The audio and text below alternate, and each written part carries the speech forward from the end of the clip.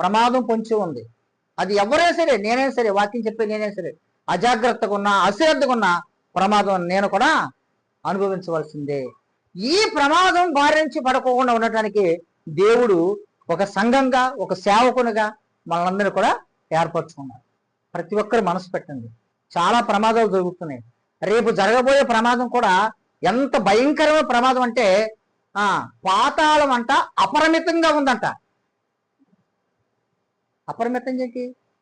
అపరిమితం అంటే అది కూడా గుంటకాల నక్కలా కాసుకుని ఉంది. పాతాళం కూడా అంట చనిపోయే వారికి ఎలా ఉందంట?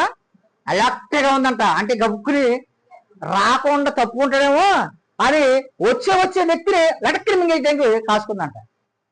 చదివారందా వాక్యంలో? యెషయా గ్రంథము 5వ అధ్యాయము 14వ వచనం. అందుచేతను పాతాళము గొప్ప ఆశ పెట్టుకుని, మనం అంటే దానికి ఎంత ఆశ అండి? మనం అంటే దానికి ఎంత ఆశ అండి?